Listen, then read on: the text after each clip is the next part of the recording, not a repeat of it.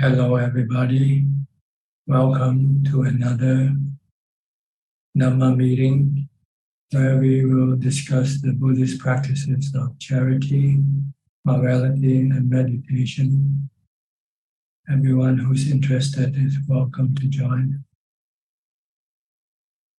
As always, we will start with our first participant, who is Alicia Chan.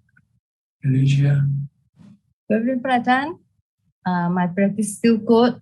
I don't have question at the moment. Thank you, Prajan. Okay, keep it up. Stay happy all the time. Okay, yeah. No need to get sad. Yeah. You're making yourself sad, not anybody else. Everything around you cannot make you sad. It's you who make yourself sad. Thank you, Doctor. Right. So you have to let go of everything. Yeah, sure. Yeah. Prajan. Everything comes and goes, rise and cease. Yeah. Just let them be, and you will never be sad. Yeah, sure. You will be sad as soon as you want them to be the way you want it. And when it doesn't go according to what you want, then you become sad. Yeah, thank you, Doctor. Anicca dukkha anatta. That's right. Right. Next, Yenso from Penang. And Ajahn, yeah, good evening. No questions so far. Yeah. Okay, good to see you. Avile from Malaysia, from KL. Good evening, Ajahn. I have no question at the moment as well. Thanks. Okay, Kok Seng from Singapore.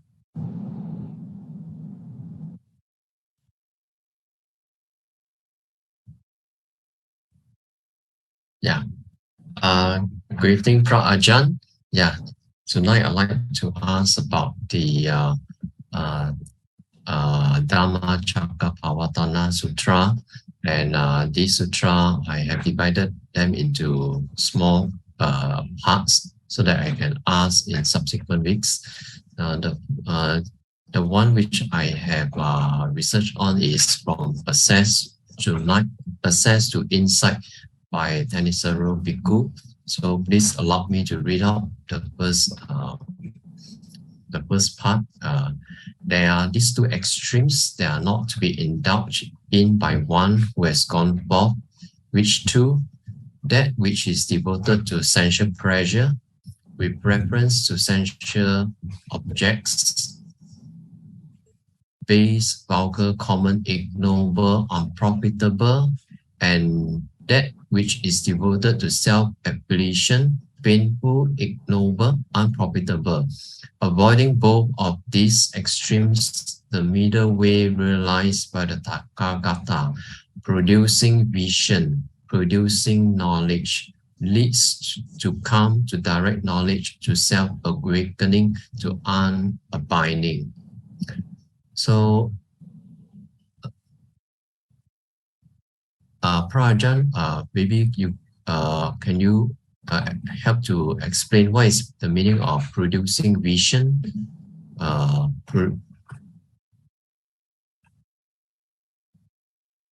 Producing vision. It makes you see things clearly as they are. Yes, producing vision. See things as anicca dukkha anatta. See the Four Noble Truths. This is the vision you want to see. The Four Noble Truths and the three characteristics of existence. The Four Noble Truths is in your mind. The three characteristics is in the thing outside of your mind. Like your body, your feelings.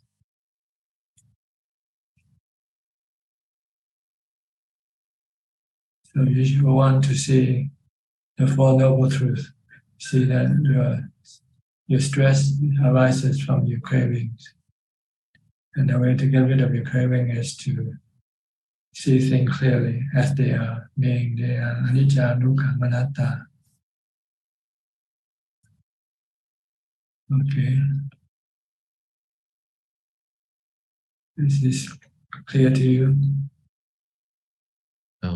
Then what is meant when Tathagata say realized by the Tathagata producing knowledge? When you repeat again, please, your sound come on and off. Oh, okay. I repeat You again. connect.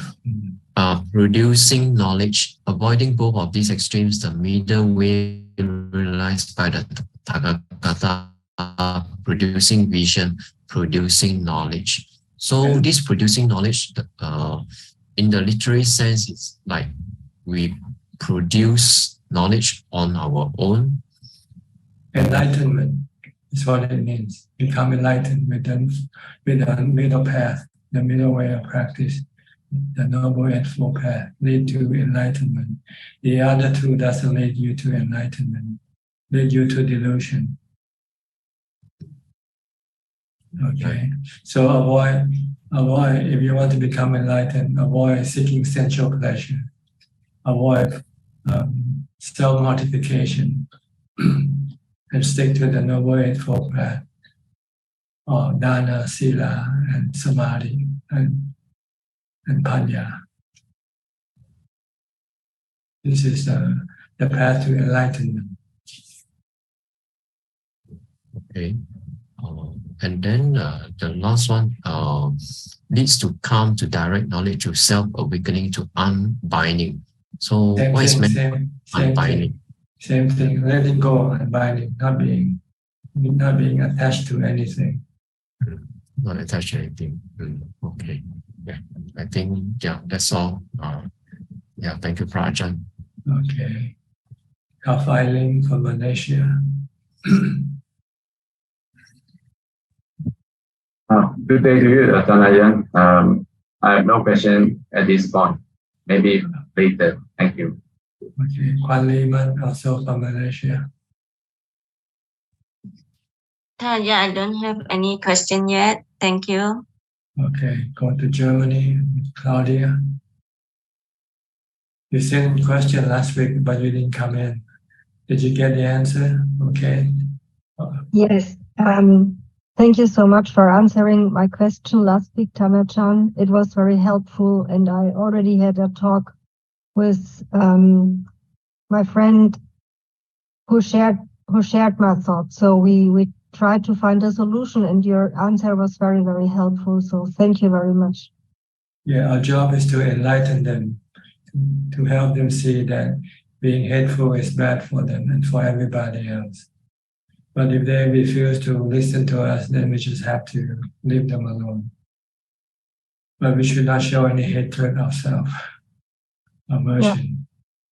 Yeah. We should use equanimity when we deal with people who we cannot convince or deal with them in any way. We just remain having equanimity. Do not react to what they do, just merely know what they do. Unless they do something harmful, then we have to separate them from those people who they might hurt. But if they don't hurt anybody and they just want to be hateful, that's their business.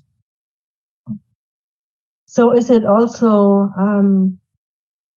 proper asking them to leave if they talk hateful to other people in the community or in public?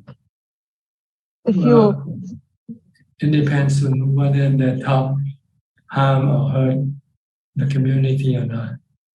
Mm-hmm. Then we can kindly talk or ask them that this is not a place where we would like to nurture hateful things. Please go someplace else if you want to spread your hateful messages. Yeah. Something like that.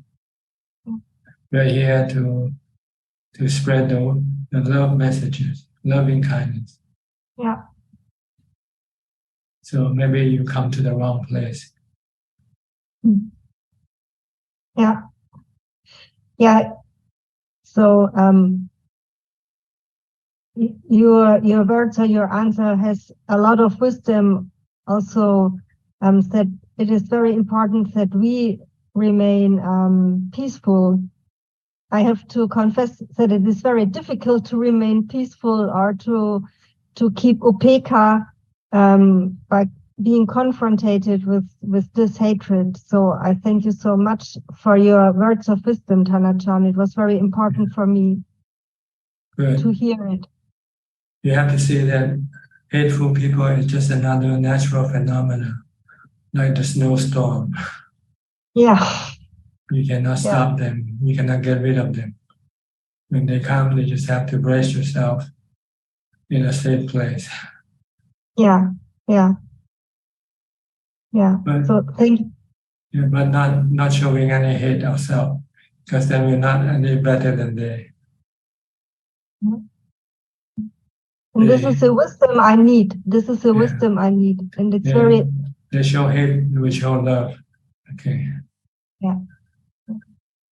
Forgiveness. The Buddha said that's part of loving kindness. Mm-hmm. You have to forgive others, people's transgression or wrongdoing.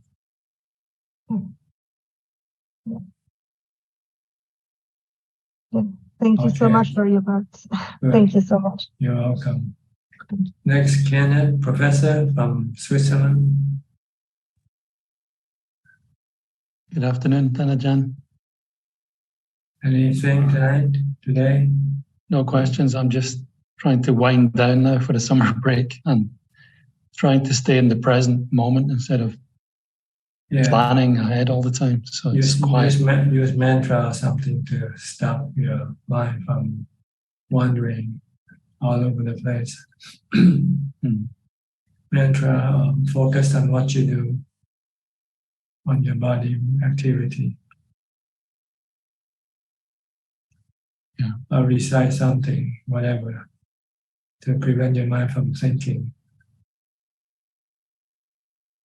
Yeah, I tend to use the Buddha mantra constantly. Yeah, good. Very helpful. Okay. Thank you, Thanachan. Right, we'll go to USA, Idaho, Tipawan. Thank you for your teaching. It's very helpful. And I have no words to thank you enough for all your hard work. Thank you. You're welcome. We'll go to Travis. I travel from Toronto. That's right. Am I right? Or maybe I'm wrong. Good morning. Good evening. Thank you for being here today. I'm just going to listen and soak in some wisdom. Thank you very much. Okay, you're welcome. Bless you. Thank you. Okay. Melinda from Singapore. No questions for now, Ajahn. Thank you. Okay. Priya and Indira from Toronto. Good morning, Good morning, Ajahn, from Toronto.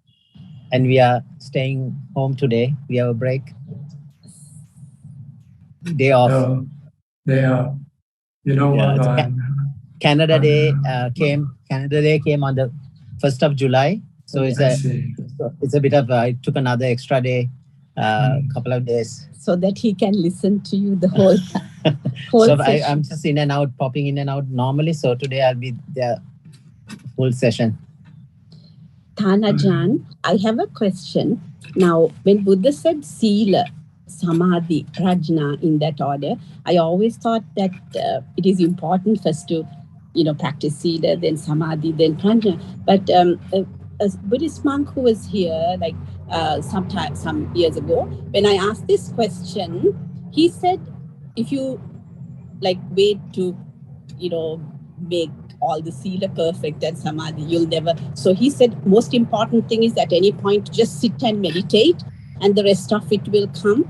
So what do you think about that? Why did Buddha say Sila, Samadhi, Prajna? Should you do that in that order for someone who's starting new?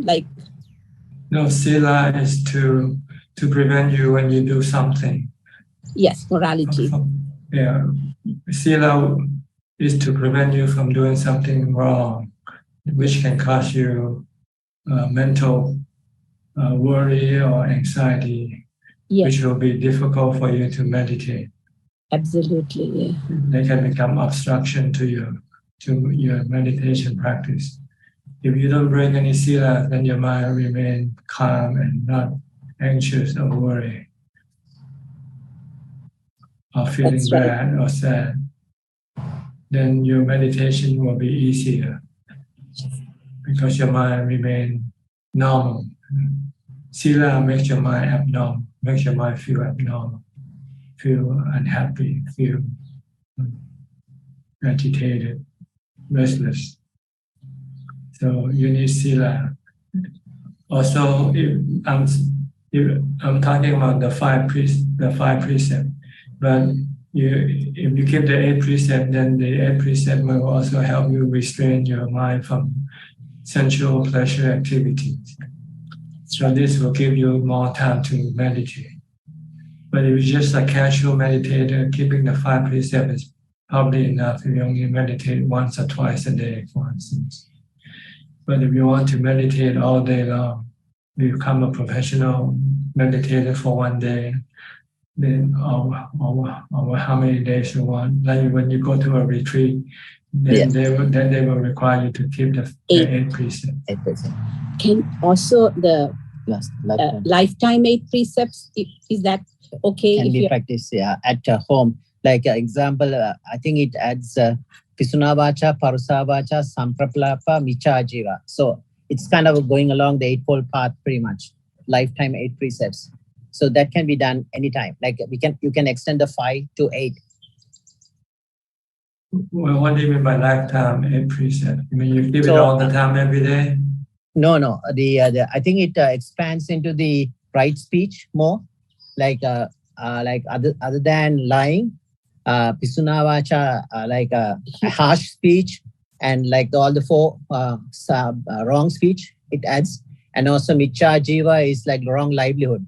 So it adds the 4 of the 5 precepts except the Suramere, the last one, alcohol and intoxicants. But it 4 of that, and the 4 of the other with the 3 added right speech plus right livelihood. So total they talk about 8 lifetime 8 precepts. Pretty much it kind of along with the Eightfold Path, which mostly covers Noble Eightfold Path.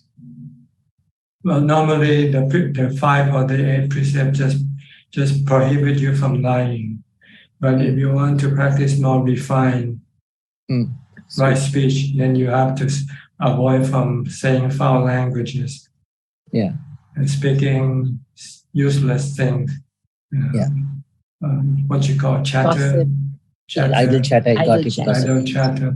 And also avoid speaking in a way that will cause disunity among people. Divisive speech. Divisive speech. So this is more refined. But it's not contained in the 8th or the 5th precept. But I think maybe the right livelihood perhaps add to the 5th precept. Maybe it's kind of included in the 8th precept, the 5th precept. Perhaps I'm not sure. Like It's in the right speech in the Noble Eightfold Path. It's in the right speech. Right speech. But it's not in the precepts. So okay. Because for most people who still just starting, it will be very difficult for them to keep these other 3 right speech. Right speech, yeah. So, but it's okay to expand it, like as a layperson, right? Just to the better. Yes, the better for the better. More sila. This makes you more upright. I just want to expand on in this question on Sila Samadhi Prajna. Now, Sila Samadhi Prajna is morality, Samadhi is concentration or stillness, and Prajna is wisdom. Now, this is also part of the pretty much division of the Eightfold Path if you look in detail.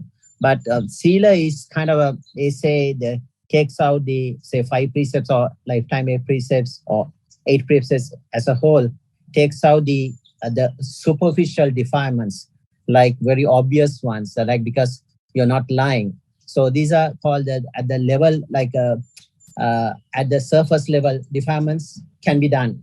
So you need that to get to the samadhi. Samadhi part is called the recurrent defilements. In other words, the hindrances, 5 hindrances, when it's suppressed, the samadhi. And the prajna is the anushaya, the underlying defilements. It's under the surface. You can't really see them. Like suddenly you get anger from nowhere. So your defilements are under. So that can be only removed by wisdom, prajna, like the inside part of it. So sila, samadhi, prajna goes in that order. Interestingly, so I think also there are 3 Pali terms: vitikkama, anushaya, and paryuttana. Vitikkama is the most superficial one.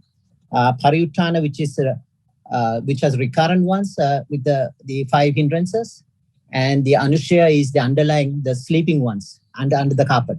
So sila, samadhi, prajna, I guess kind of does to remove your defilements that way. Do you agree? Well, I cannot agree totally what you say. Yeah, it's okay. But my understanding of it is that these are the 3 steps that you need to go through. First, you need to practice sila before you can practice samadhi. That's right. Yeah. And before you can practice panya, you have to have samadhi first. Yes. So they're like prerequisite to one the other. Just one leads to another. In other words, like before you can take this course, you have to take that course first. Before you practice samadhi, you have to practice sila first. Sila.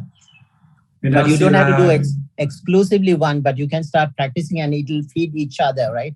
The more prajna you have, more sila you want to move on, more precepts you want to follow, right? Like that. But you start with sila, I think. Otherwise, that's why my question from that Buddhist monk was, but like, I'm so happy with your answer, because I thought there was a big crowd and a lot of people just felt that you don't need morality, you can just sit and meditate. I think he's coming from a Burmese tradition, a Vipassana tradition. I guess Sayadaw, because they emphasize on inside part right away.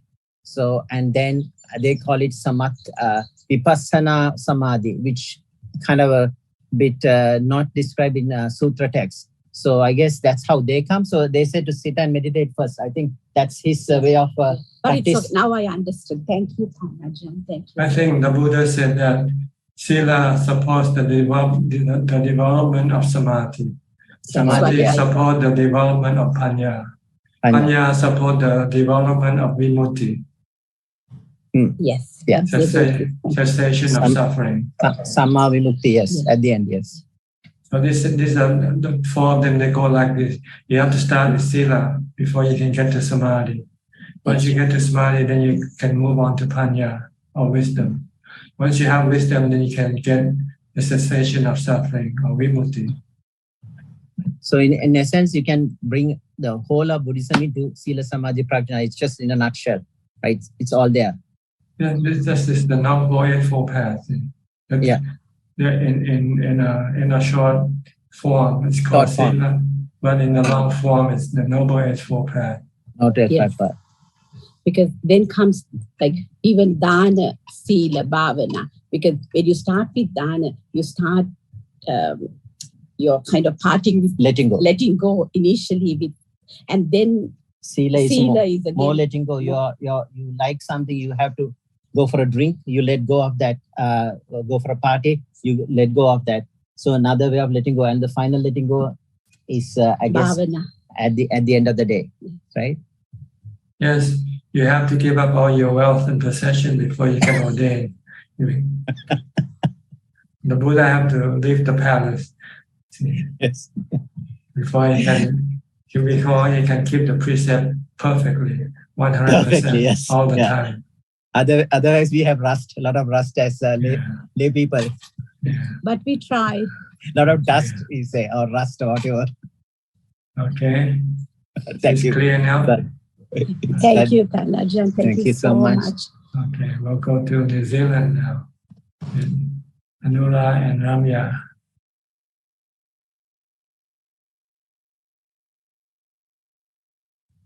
Yeah, sorry. Thank you, Ajahn. Thanks for your teaching today. I don't have any questions for now. Happy to listen in. Yeah. And Ramya. Yeah, happy to listen today, Ajahn. Thank you. Yeah. Go to Julia Udin from Sweden. Hi, Ajahn. Yeah, I have a question. I'm very sad these weeks. It's basically the end of the first long period after my separation from my daughter and her father has been kind of realized. So I was not expecting it because it has been planned for a long time that we would separate, but now that it's actually happening, there's so much sadness. And I know that it's like, in a way, you can see it as it's good for my practice, good for the path that it's happening. Because then I can't like take my happiness from these relationships, but I have to create it myself instead. So with the meditation and so forth. So in that sense, it's good. But I have these other thoughts, like my mind is sometimes panicking and thinking that like I need a new relationship, or also sometimes I have thoughts like hoping that my ex-partner would change his mind. So this is where I am right now, and I would just like to have some supportive words, like how to make something positive with this in terms of my practice. Well, in terms of your practice, you can see the Four Noble Truths working in yourself right now. You have sadness, which is dukkha. And your dukkha arises from your desire to want things back the old way, like it used to be. But the truth is, it isn't like the old way anymore. That's because everything changes, anicca. And anatta, you cannot control the situation.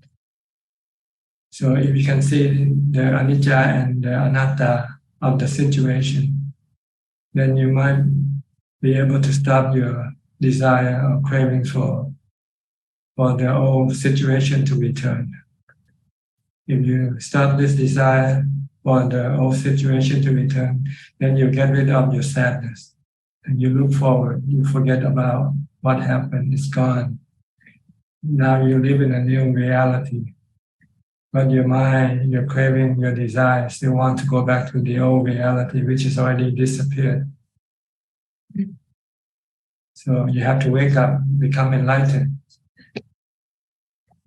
See? Yes, but so I mean, concretely, so when I get this kind of thought that I would like things to be the way that they used to, then should I kind of counteract it with thinking about anatta, the bad parts? Or no, just contemplate this is the working of anatta.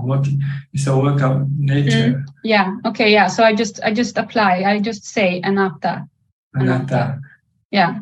It's not under your control. It's like the rain or the snow. You cannot stop it if it's going to rain or snow. Only thing you can do is to brace yourself to accept it. Yeah, that's true. Yeah, and the other thing is that, so I think so. Just for practical reasons, sometimes my ex-partner has said that, okay, now we can spend some time together, like the three of us again, like one day or something. And then I'm not sure, like whether I should say no to that, because then that might kind of feed my desire for things to get back the way they used to. Do you see? It depends on the reason behind what you do here. If you do out of your desire to enjoy the old situation again, then this can be harmful because it's only temporary, like one day event. You might be happy for one day, and then after that you become sad again. But yeah, and then it's not helpful, you're saying, or it's not. But if you do it because of your daughter, because you want to make her happy, then this is okay. This is compassion or loving kindness. Yeah. You don't do it for yourself. So it depends on the reason behind you're doing for yourself or you're doing for someone else you love. Okay. You have to tell yourself that you can live alone. You can either take it or leave it. Leave it. But doing this not for yourself, doing it for your daughter. Because you still have to maintain a certain type of relationship with your daughter and your husband. But you just don't want to go back to the old situation. No. But you're doing more like a visitor, friends, being friendly, being kind. Yes. So it depends on the reason for doing it. Yeah, and I guess I have to be able to separate out those two reasons before I should do it. Yeah. Yes. Because okay. Thank you. If you go back, it means you're still attached to this old pleasure and you want to have it. But then when you don't have it again, then you become sad again, or even sadder than when you started. Yeah. So if you don't have to go back, then better not to go back. But you have to, you do it not because for your own pleasure, but for the benefit of your daughter. Yeah. Okay. Okay. Thank you. Use this as a lesson to teach you the lesson of anicca and anatta, and don't fall. And don't go and repeat the same mistake again by having a new relationship. Better live alone. Yes. And find happiness within yourself. Yes. Then you will never have to depend on other people to make you happy. Okay, be strong. Practice mindfulness and meditation. Stop thinking about the past. Stop yearning for the past. It's gone. It's like a dream. You have to wake up. You cannot bring your dream back. Even if it comes back, it can cause you anxiety because you don't know when it will disappear again. So you should learn the lesson from this, the sadness that you have. You should use it to teach yourself a lesson, not to repeat it again. As long as you depend on people or things for your happiness, you will eventually end up being sad again, because people or things are not permanent; they are temporary. One day they will have to be gone from you. So better not to rely on anything, people or things to make you happy. Rely on the practice of meditation, mindfulness. Okay? Okay. Next, Gary from Singapore. Good evening, Ajahn. No questions for me. Just listening. Thank you. Go to Julia from Colorado. Greetings, Ajahn. Thank you.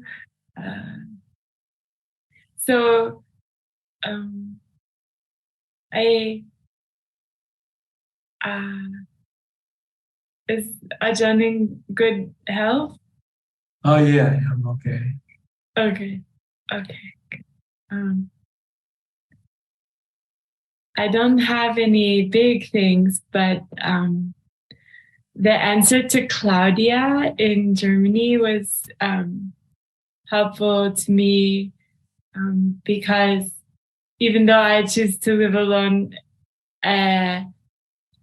you know, I live in a country where it's designed that the people should speak up and rally and motivate for social change. And there are some conditions put in place by the prior leader that are remaining in our Supreme Court right now, that I think, although they might not have the direct harm to beings, they have a social harmfulness that can lead to death and suffering for many minority groups. I withdrew, I'm considering withdrawing from one group I participate in. And so I see now how this can lead to stress. And so I notice in my practice that the mind gets distracted from that. But I'm an upasika, so I feel like my duty also is to, I don't know, I mean, it's different. It's not like there's one man with a gun shooting someone. It's like there are people using religion to be divisive and support harmful social things. So just a little bit, I'm trying to be aware. The answer to Claudia was very helpful about with the loving kindness, not spreading hatred. And mostly I'm still home, meditating. I think the other thing that I felt some commonality with the couple from Canada, I also really like the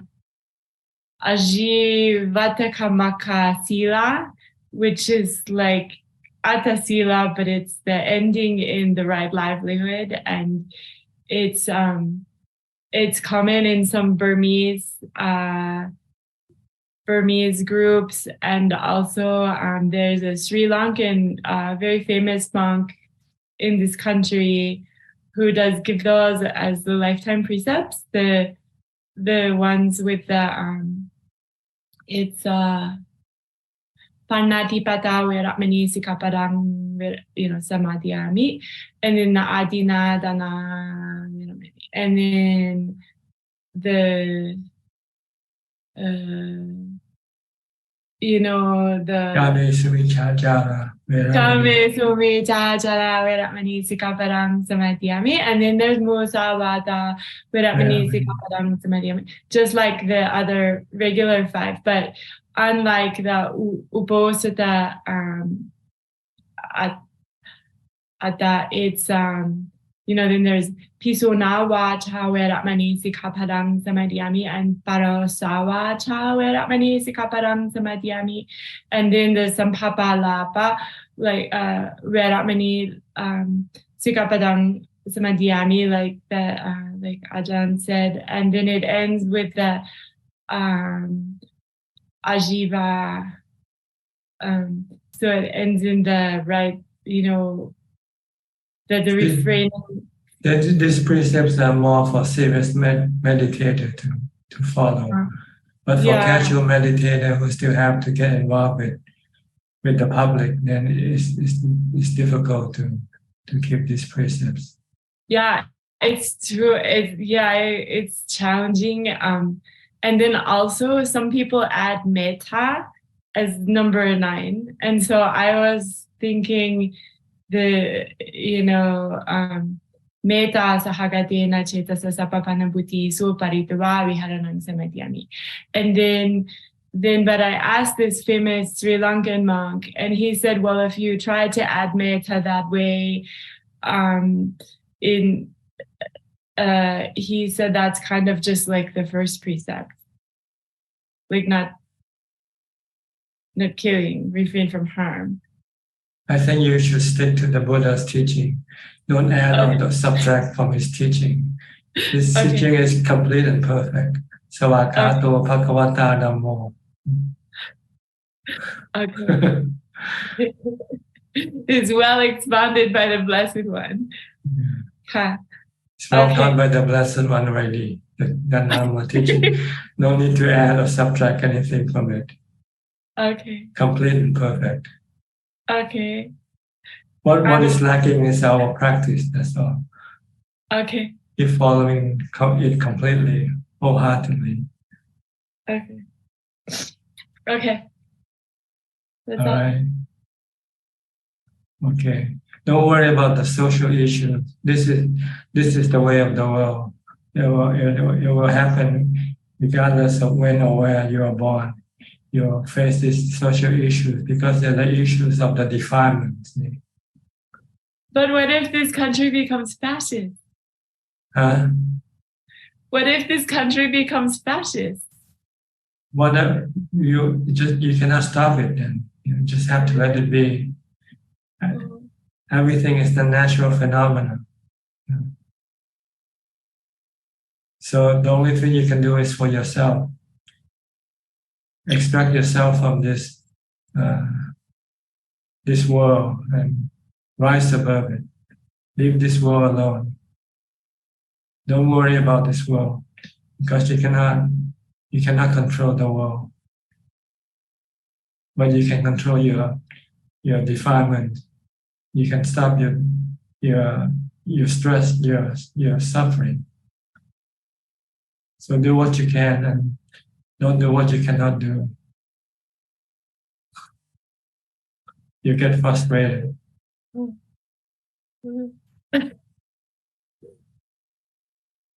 Okay, don't try to control things. Don't try to change things. Don't try to make things the way you want it.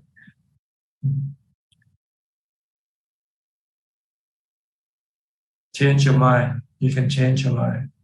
From being restless to being peaceful and calm. From being engaging to be disengaging. Engaging to be disengaged. Yeah. Yeah, I need to apply the mind more in every moment. See, if everybody in the world is engaged, then the world will be peaceful and happy. Our problem is we try to impose our will on other people. Yeah, I've been thinking about that a lot lately. Like, one cannot tell another person what to do. That's right. Because they will resist. But then I don't want to participate in, papa karma. Yes. But just spend your time with your meditation practice and leave the social issues alone. I'll consider these words. Yeah. When you meditate, you feel calm and happy. When you get involved with social issues, you get irritated, you get agitated, you get restless. Yes. So what do you want? You want peace and happiness, or you want agitation and restlessness? I want peace and happiness, but not just only for myself. Why not? Who else can give you peace and happiness? You've done yourself. But I want to be able to share.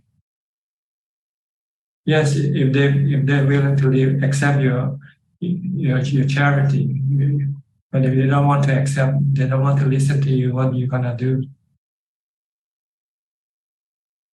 Right. Force it upon them. Right. That would be violent. Go to the Supreme Court or whatever. You call them on the Buddha would never go to the Supreme Court to ask the Supreme Court to apply the Noble Eightfold Path to everybody. Would he? You think would he do that if he's living today? Because that's the best part of living. It's the Noble Eightfold Path. Yeah. Okay, that is a very good point. Okay, I will reflect on this wise counsel. Yeah, you just walk this path, and if anybody wants to follow, help them. You know how to help them along this path. But otherwise, there's nothing else you can do, really. Outside of this path, there's nothing better. So you better stick to this path of morality, charity, meditation.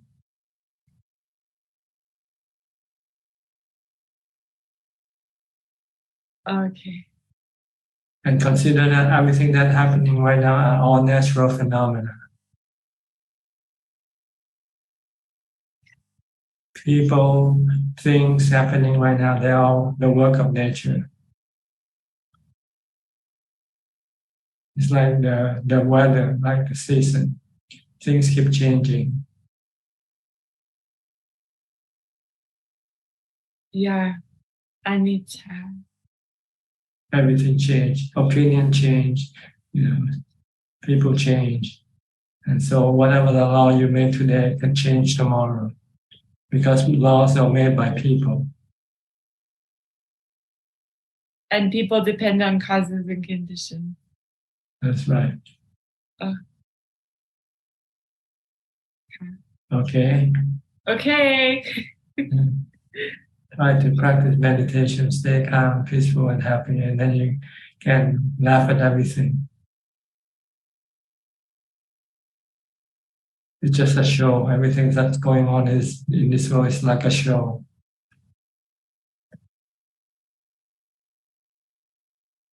Don't get involved with the show. Just watch the show. Enjoy yourself. Okay. I'm not sure you can understand this or not. I rejoice in the Ajahn's practice and aspire to see more clearly how I create the show. And the show is created by nature.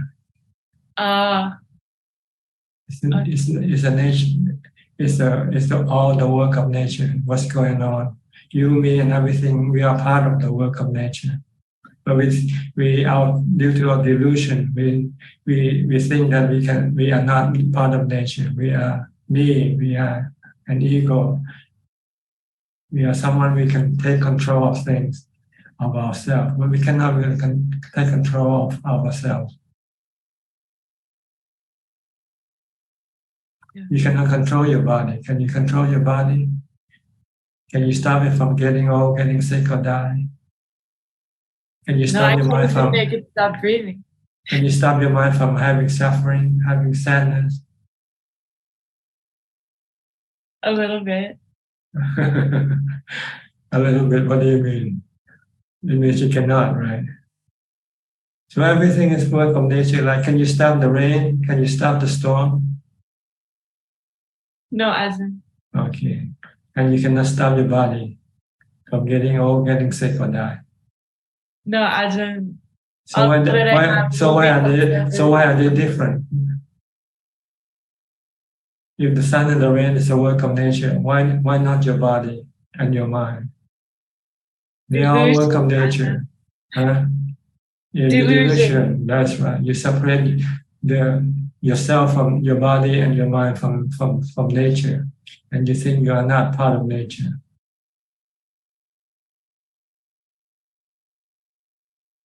And yes. you think you can control nature.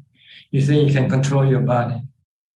So you invent so many things to keep your body healthy and strong. But nobody can still find a way to stop the body from dying, or getting old, or getting sick.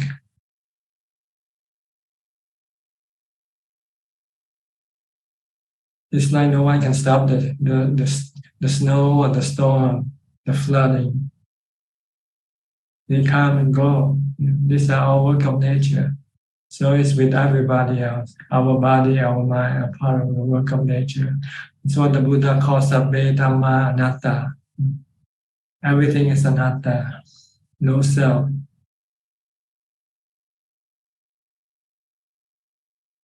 If you can see this, then you just watch the show. Just watch the nature show itself. like you watch the rain, you watch the storm. What else can you do? You cannot do anything except watching it, right? All right. This is the goal of our practice, is to be able to just watch and let everything be. Then there will be no dukkha.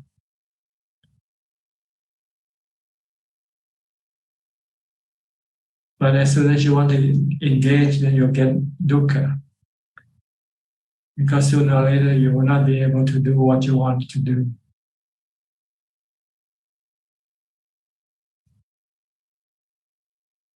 All right?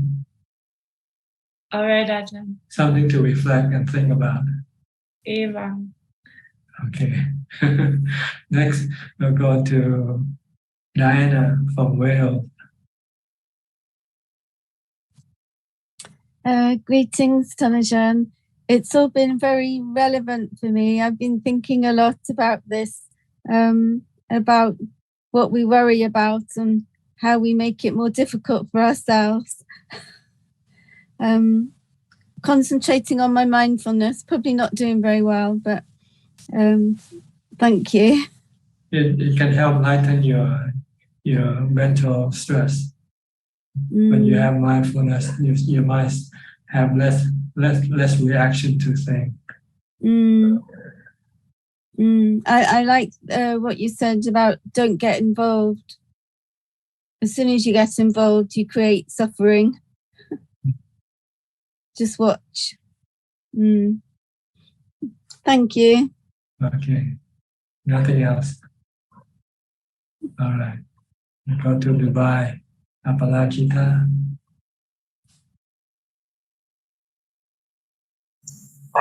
Good evening, Ajahn. Yes.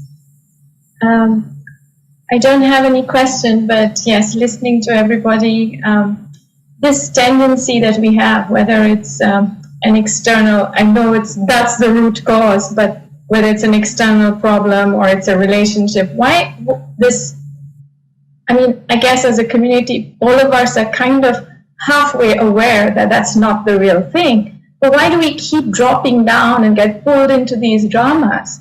Like, how do we haven't found the real thing. Once you have found the real thing, then you can stop going after the fake thing. Yes, and the real thing is so hard sometimes to realize. Yeah. Just meditate. That's the real thing. That's what the real thing is. When your mind becomes calm and peaceful, and then you find this is the real happiness. That's all. Happiness is within ourselves. We don't have to go look for happiness elsewhere because they are not real. They are transient. They are temporary. They are like clouds. You catch it and then the next moment it's gone, like smoke. True. That's true. You go on a trip, on holiday, you enjoy it. When you come back, it's gone. And you're back to the old problem that you used to have. Whatever you try to do to make you happy, it's all temporary. Once you have it, it's gone. So you have to keep getting new one to replace what you have lost. No matter how many of you replace, you still replace it. The same thing, because what you replace is transient. They are transient. The only thing that is real and lasting is your meditation practice, the happiness and peace you gain from your meditation practice. So this is where you want to go after, not the essential pleasures. Go to peace of mind, contentment, of meditation practice, and letting go with wisdom. Yes. Okay, when you meditate, you get a temporary peace. Yes. But when you come out of your meditation, your defilement start working, and then you lost that peace. So in order to regain that peace, you have to use wisdom to stop your defilement. By telling that whatever your defilement want, they are all transient and they can cost you dukkha when you lose them. So when you see that everything is transient and can cause you dukkha, then you stop your desire or your defilement from going after them. Then you can live and just when you have no defilement, no craving, then there will be no stress, no suffering, no anxiety, no restlessness, no agitation. All that is left is peace and contentment. That's the real thing. So then that's the only thing really, really worth putting in effort for in this life. That's right. That's what the Buddha did and all his noble disciples did. And that's what they taught us to do. Right. Nibbanam, the supreme happiness. Nibbanam paramang sukham. A mind that has got rid of all the defilements is called Nibbana. When there's no defilement, then there's no stress, no anxiety, no restlessness, no agitation, no depression. All you have left is just peace and contentment.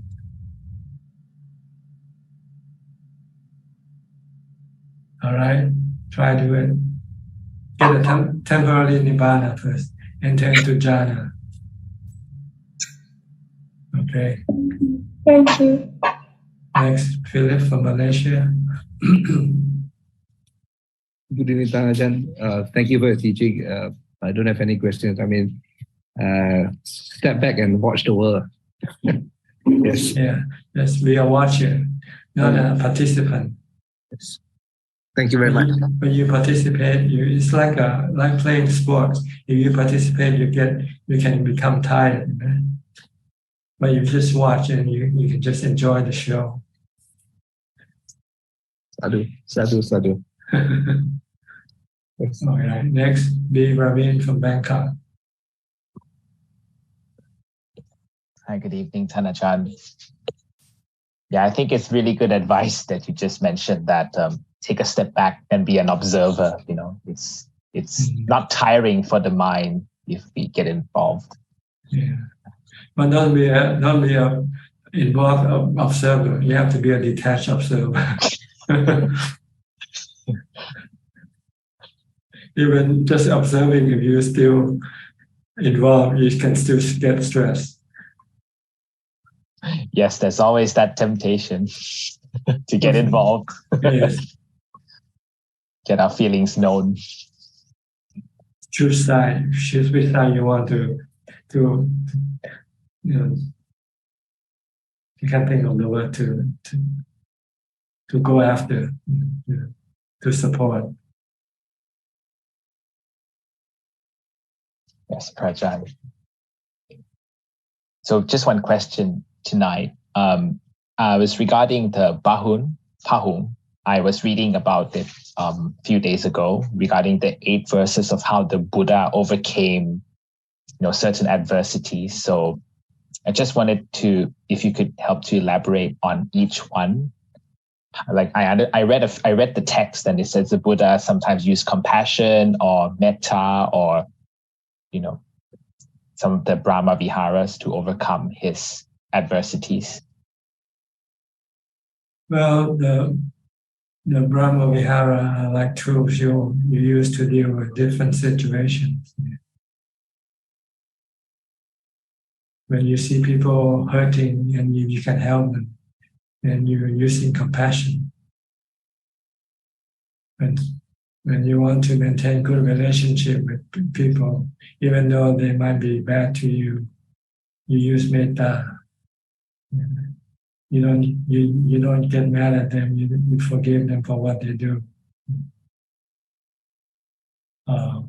If you want to win over, you give them gift when you see them. And if someone have achieved something, then you should show your appreciation. This is mudita, show appreciation of other people's achievement, happiness or success. And if you run into a situation in which there's nothing you can do for them, then you have to use equanimity. This is how you use the four Brahma Vihara. Loving kindness, metta, karuna, mudita, ubekha. So this is applied in different situations. And you have to apply them properly, correctly, not wrongly. When you see somebody hurting and you use equanimity, then this is bad. If you can still help them. But if you cannot help them and you feel sad and you feel angry, then you have to use equanimity because there's nothing you can do for them.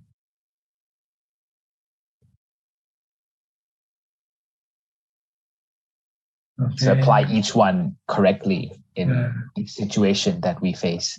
That's right. So this helps to lessen our greed and delusion, right? The four Brahma Viharas. It helps us to reduce problems with people or things or dukkha. If you don't have loving kindness, you won't have any friends. You will just have enemies all around you. This is not good, right?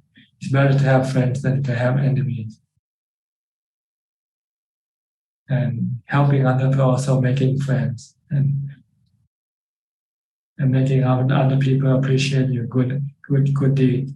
And one day, if something should happen to you, they might come to your assistance because you did something for them in the past. So it's all good for your benefit, really, to practice this Brahma Vihara. If someone achieves success and happiness, you show your appreciation. And next time when you have success, they will also show their appreciation. But if you cannot do anything to help or do whatever to make people happier or better, then you just have to use equanimity, ubekha. If you cannot do anything useful or beneficial. But if you want to do it, it costs you sadness or not feeling good because you cannot help or do something for someone. But sometimes there are things that is beyond your control, beyond your ability. Then you just have to use it, equanimity, ubekha. Yeah, I admit, Prajan, it's sometimes difficult to use equanimity when you feel like I feel I can do something, but actually I'm not being truthful to myself. Actually, there's nothing that can be done. Yes. If you can do it, do it. If you cannot do it, then you just have to. What can you do? Getting angry, getting sad doesn't change anything, make anything better. Actually, it makes you feel worse.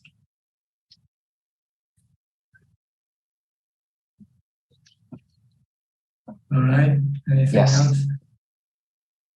Okay, we'll go to not so far. Yeah, thank you. Okay, Sao Paulo. We'll go to Alfredo.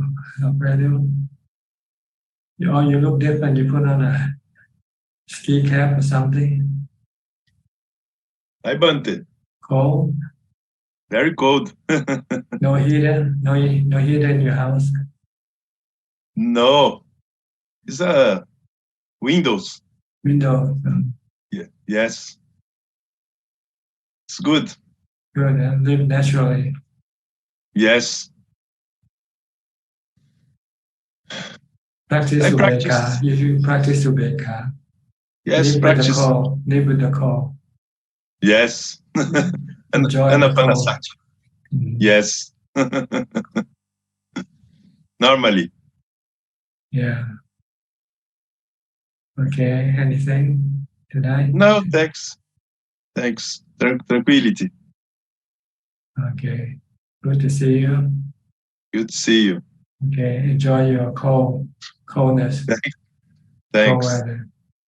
Okay, Thanks. we'll go to Jordan. Jordan from Toronto. Where's your father? Was he Trevor? Good evening, Tanajan. my father is joining on his own in Toronto, and I'm up north, so we're both here tonight. I see. You live in different places. Yeah. This isn't. Yeah. Okay. I see him. That's right. Waving now. I'm happy that he came, and I'm happy to be here.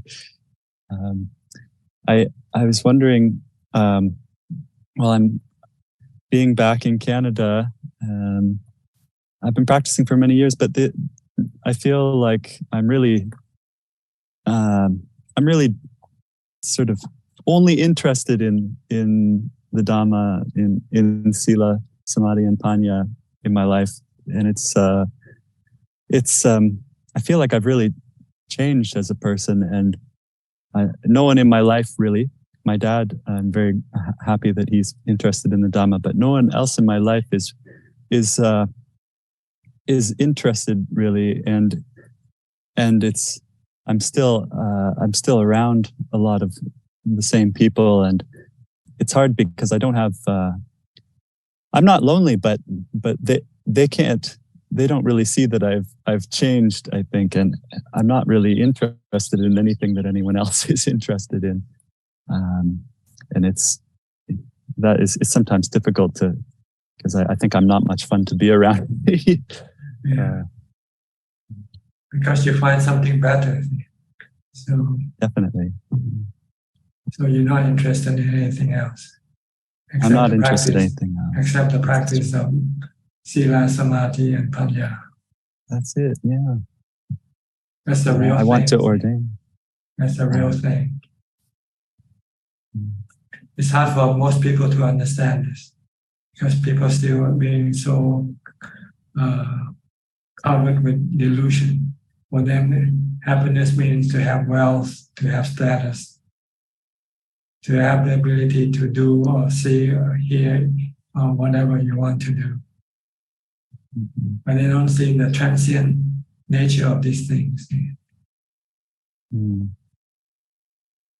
the suffering that comes up after when they lose the things they love.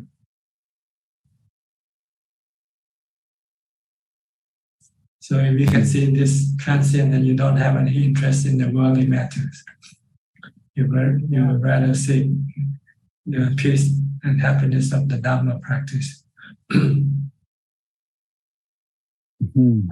You'd rather be alone, really, and because being alone, I don't feel lonely. Yeah, you don't feel lonely. Alone but not lonely.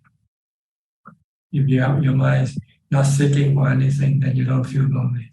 You only feel lonely when you seek for something. When you are without them, then you feel lonely. Good. It means your mind is calm. It means your mind have some certain amount of contentment and calm and peace. Okay. But if you're still restless, you're not fully contented. You're still moving around without any reason. Yeah. I was very restless before. Yeah. If you still think the grass is always greener on the other side of the fence, then it means you're still deluded. Because the grass on the other side is just as green as this side. Where you are. You don't have to go look for anything else if you can stay put and be happy where you are. If you're not, it means your mind is not calm enough. The defilement is still pushing you around.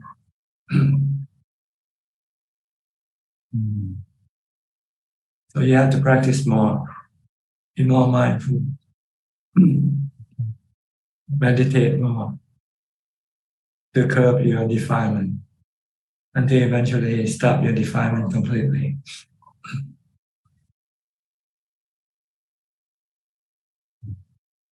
This is a full-time job, really. Not 7 to 11, I think. All the time except when you go to sleep.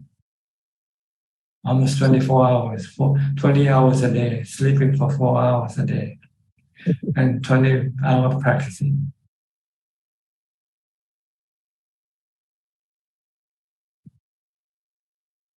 And as for my friends, I guess the ones who aren't interested, they'll naturally stop coming around, I guess, and that's okay.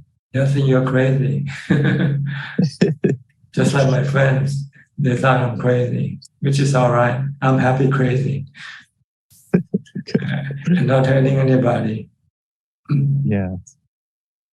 That gives me a lot of joy, actually, just reflecting on the precepts, not harming. Yes. When you're not harming other people, your mind becomes peaceful.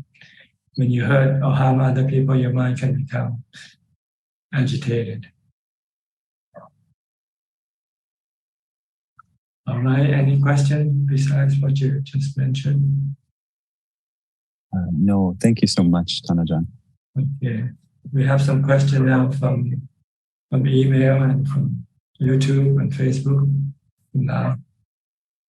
Yes, there are 4 questions from Gmail named Assistant Ajahn Suchart and 2 questions from Facebook.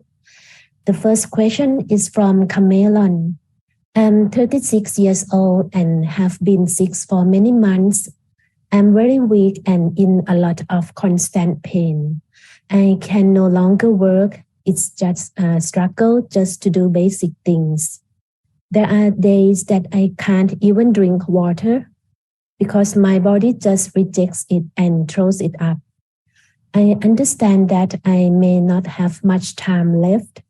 I have been practicing mindfulness and meditation consistently for about 14 years. Right now, I'm using mindfulness to hold a compassionate space for my fears and to investigate them. I'm reciting a refuge prayer and every day, and I'm prostrating many times a day. I understand that I may not have much time left.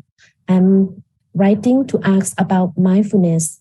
My question is, what resources, teachings, or insights can you please give me to work with my very painful symptoms and my fear around it? Thank you. Well, the Buddha taught us all to reflect constantly, contemplate constantly that once we are being born, we are subjected to aging, sickness, and death. This is something that will happen to everybody, to our body. And the way to deal with this aging, sickness, and death is to remain calm. So to be able to remain calm, you need to practice of meditation. Develop mindfulness meditation. You have to develop mindfulness by using something like a mantra to keep your mind still, not thinking. To be mindful of the present, to stop your mind think about the past or the future or about anything.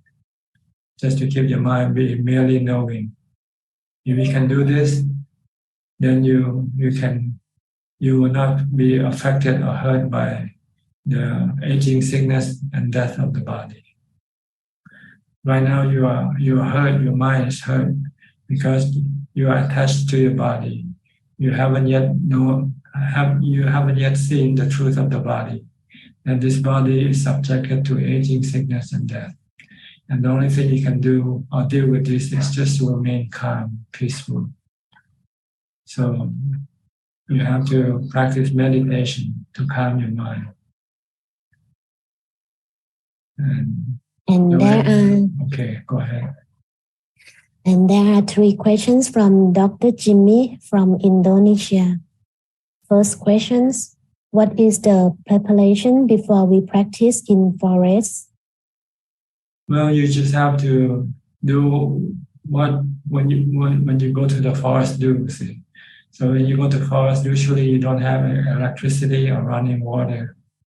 So you have to live like going out camping, living quite simple.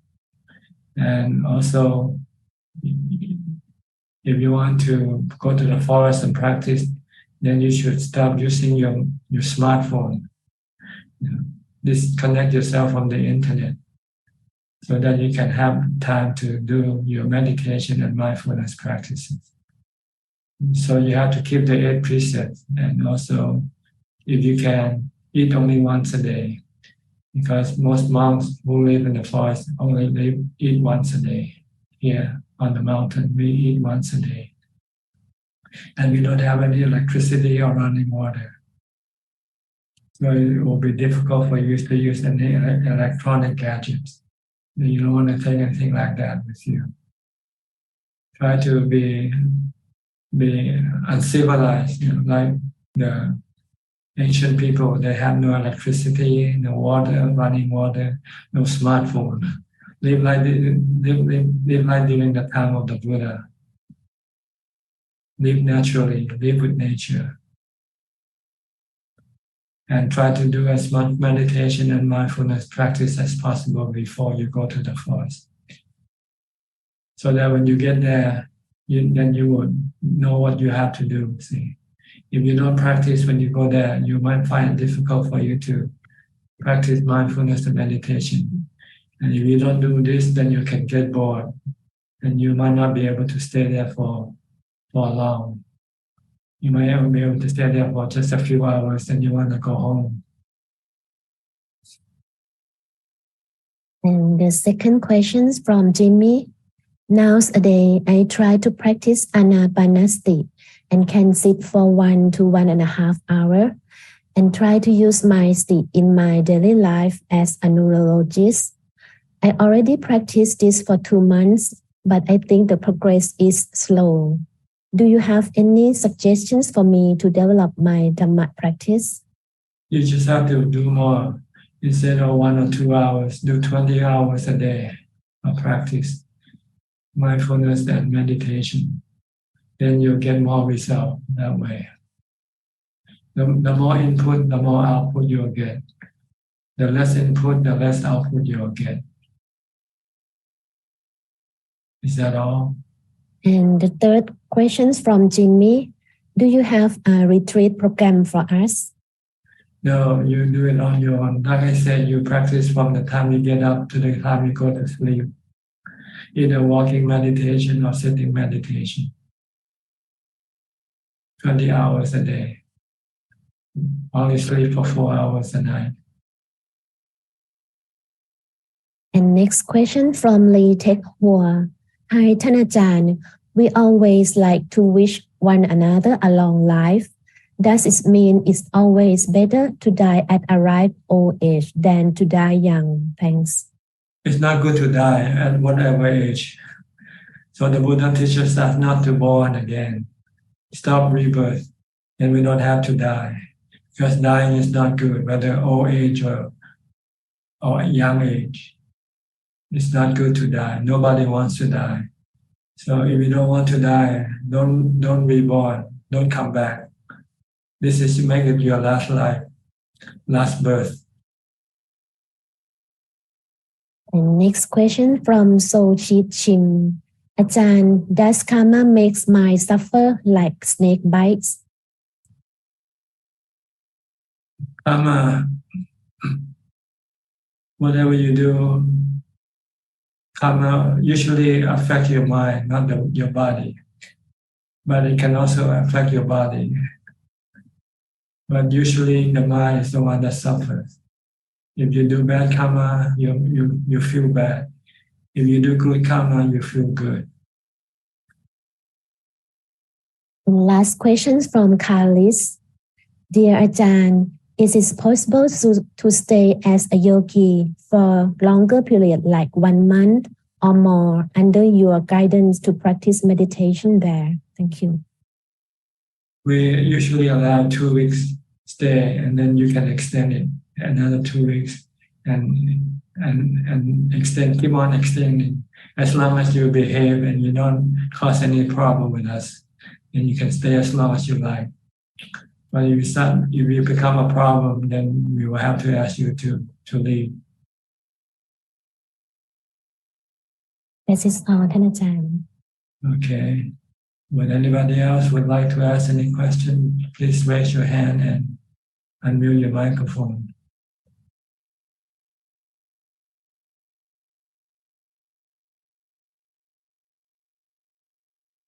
Okay. Anybody? Biao, okay. Biao. And Indira. I have the day off, no other questions. I thought, so pretty much this is an inside job, right? It's nothing, in other words, like an inside job. You cannot depend on anyone else. You can only depend on your own tools. So make an island for yourself. But the tools, as you go along, you sharpen your tools, right? You become more skillful at it as time goes. And eventually you throw off the tools. You don't need any more tools once you get off to the island. But that's right. That's right. Yeah, but you shouldn't throw it out before you get to the island. You'll drown. The Noble Eightfold Path is like a crab, a boat, a raft that takes you to the other side, to the other shore. Yeah. Once you get to the other shore, you get off the raft. Get up. Sometimes I think we are, at least I am in too much of a rush to throw away the boat, but I think I'm going to drown. So I feel like, so I just hang on to the raft back again and start paddling faster. It's the way it is. It's there are sometimes you get small holes in the raft, right? Water will come, you have to stop put your foot there and just keep paddling. Yeah, it's better than swimming. Better than at least you have a raft. Yeah, a raft can take you faster and easier. Yes. Yeah. I want to show you without the raft, then you'll be swimming in the middle of the ocean and you don't know which way to go. Yeah. I want to show my biggest defilement here. Your garden. Oh, beautiful garden. Yeah. That's kind of my mind always goes out there, doesn't go in. I look obviously it's impermanent. The flowers doesn't last that long. But enjoying as I can and suffering sometimes because the insects, I don't spray obviously, but the insects eat, but that's their food too. So I think I share some pleasure, they share some pleasure. I think we live in harmony. That's why. Yeah, just imagine that maybe one day somebody might not like you and come and chop up all your plants. Yeah, my wife was saying they're going to come. That I was always imagining they're going to come get angry and start with a with a hedge trimmer. Gone. It can't happen. So I have to prepare myself for that too. Yeah, everything is transient. Everything is transient. Everybody has something like that. For me, it's my mother is with me, so there's lots of attachments, and so I try to practice as much as possible, but there are times, because she's 92, she will be 92 this July, so a lot of things happening. So I guess as long as we try our best and get back to meditation and do our best, that's all we can do.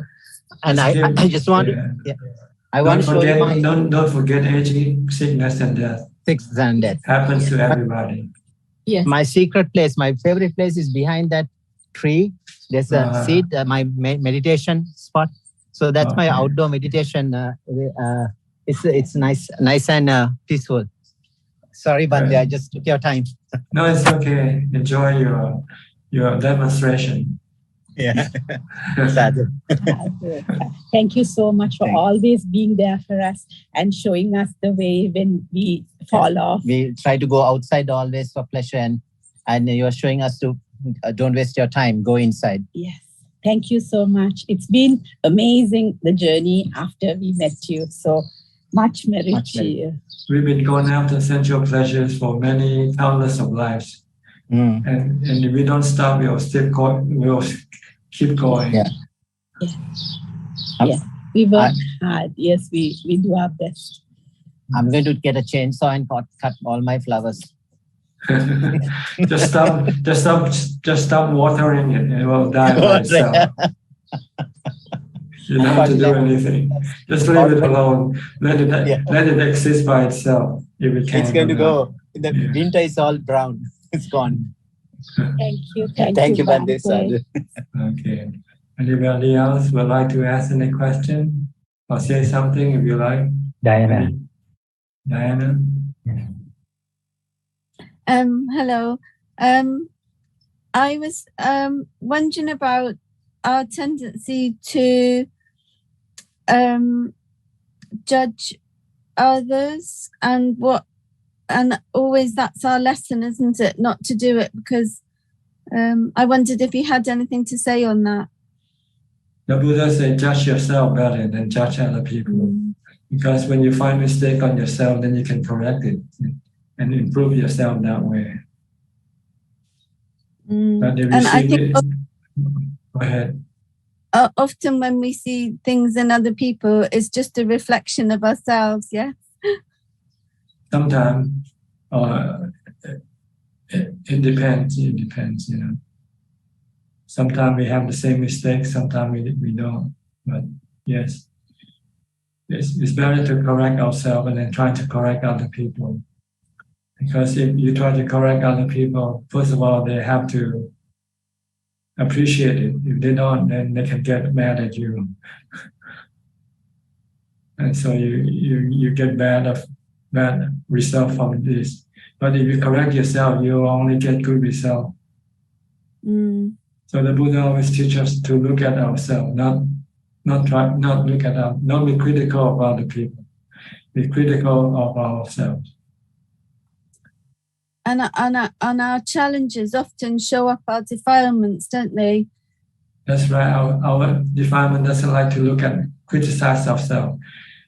Our defilement like to criticize other people. Because our finger is straight, see, we cannot point toward ourselves. We can only point it outward to other people. It's good to think of our challenges as our lessons, do you think?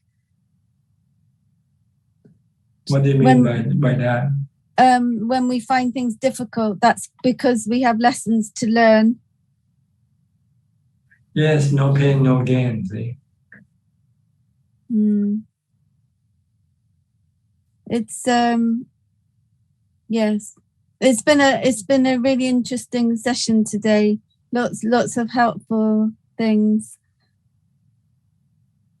If you have mental challenges, it means you have dukkha or suffering. And so that is something you have to learn to be able to get rid of it, because these challenges or mental challenges usually comes from your own self, from your defilement, your desire or your craving for something that you cannot have. So it becomes a challenge to you. But if you stop your craving or your desire for them, then there will be no challenge.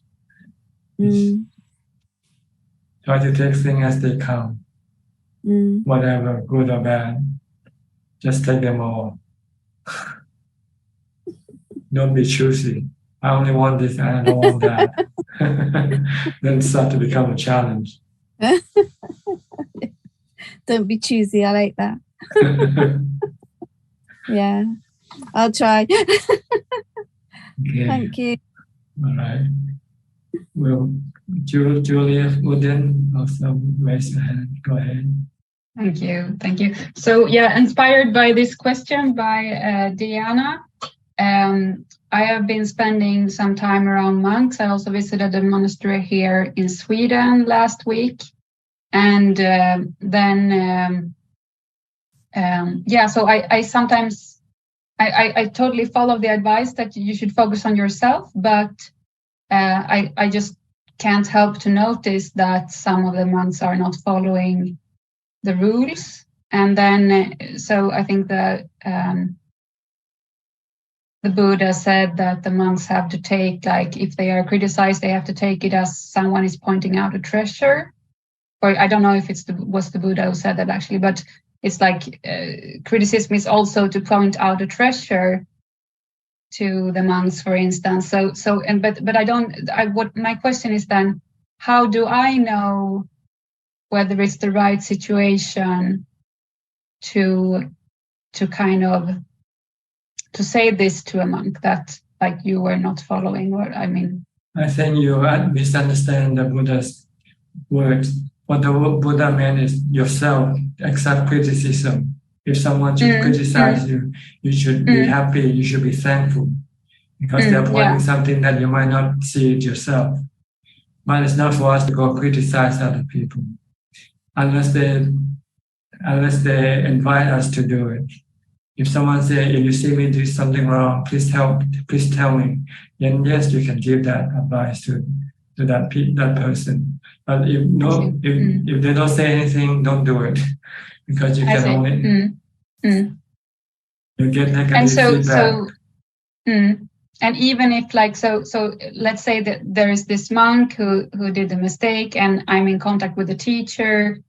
I still don't say it to the teacher, or I try to avoid reporting about this event to the teacher, or I try to avoid completely the mistake. It depends on whether you have to or not. If you have to report, then you report.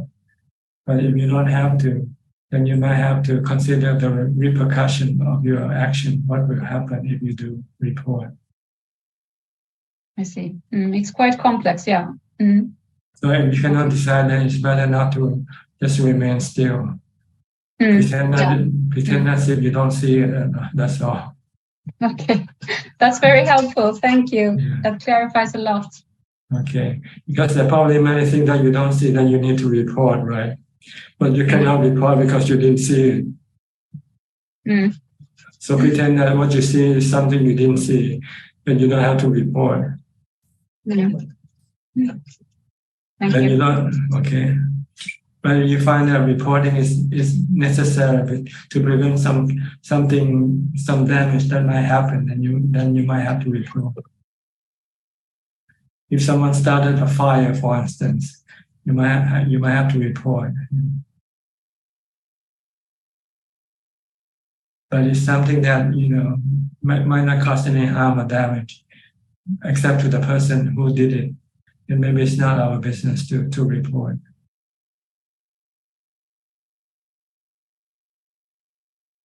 Okay. Good. I'll go to Aparajita.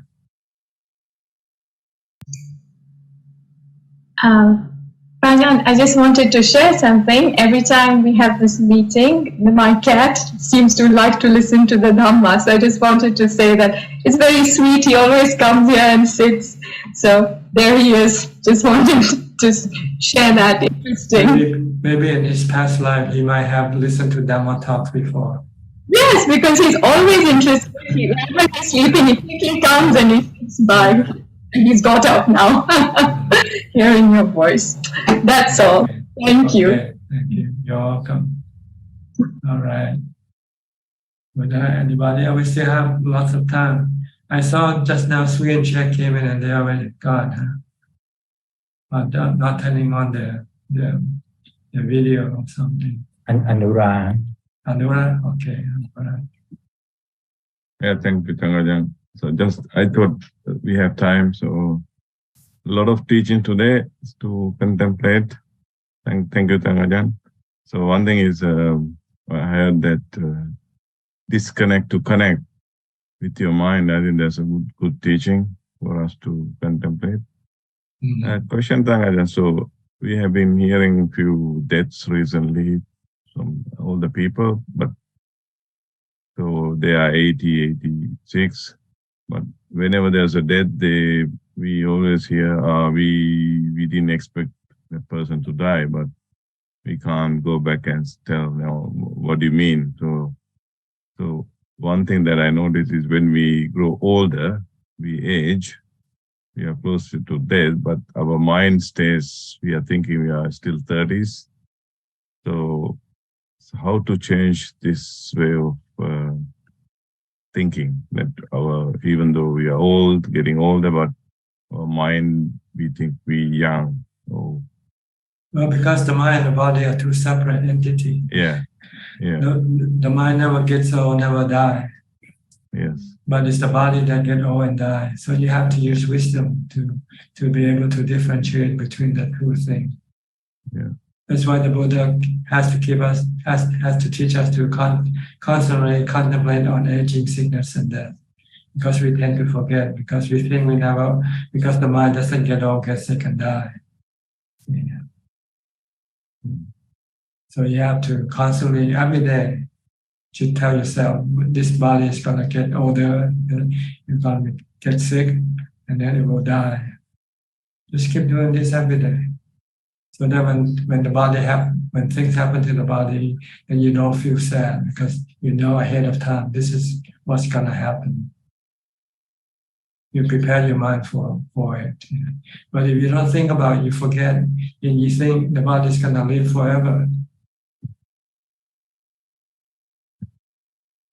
So you have to constantly, and not just 1 or 2 times a day. Like the Buddha asked his disciple, the Venerable Ananda, how many times you reflect on death? He said 4 or 5 times a day, morning, lunch, dinner time, and evening time, and before I go to bed. The Buddha said, this is not good enough. You have to think of that every breath that you take. When you breathe in, when you don't breathe out, you die. When you breathe out and when you don't breathe in, you die. This is to prevent you from forgetting this truth, this fact. And then if you don't forget, then you don't get you don't get excited or sad because you know this is gonna happen. People forget death, and when death comes upon them, they don't know how to react. They react with sadness because they still cling to the body that died. So this is what the Buddha teaches Buddhists to do, this contemplation all the time, as much as possible. But the defilement don't want us to think, because when we think, we start the defilement to go after things. If we're gonna die, what's the use of getting rich for? Because we're gonna lose it all anyway, right? Yeah. Okay, thank you, Ajahn. Thank you. Okay. Thank you. Anybody else? Evie just came in. Yeah, just came in. From Indonesia. I just came, Ajahn. Now I am in Ipoh, Malaysia, to traveling. So I just remember, this is Tuesday, so I have to join. Yeah, it's easier than meditating, isn't it? Traveling. Yeah, I am rarely to meditate now. When actually sitting is easier than traveling, right? But you still rather travel than sit. Yeah. Because when you sit, you don't enjoy. When you travel, you enjoy. Maybe. Ajahn, I want to ask. I feel like if we understand ourselves, that is mean that we can understand another people. Is that right? It depends on what you mean understand yourself. My meaning is when we breathing in, out, we have to pay attention fully. So we feel like, this is the way to understand ourselves because we cannot understand before ourselves what we want.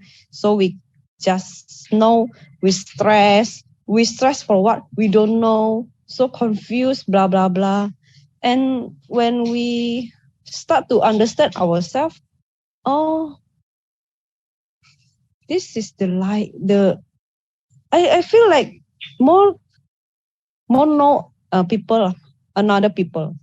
Is that true? Understanding. Well, if you understand that everybody has defilement, then that's right. Because you have defilement, and everybody else have the same thing, except the Buddha and his noble disciple. So this is all the same. We are all the same in this regard. We all have greed, hate, and delusion. We all have sensual pleasure, craving for being, and craving for not being. That's why we all travel. We all like to travel.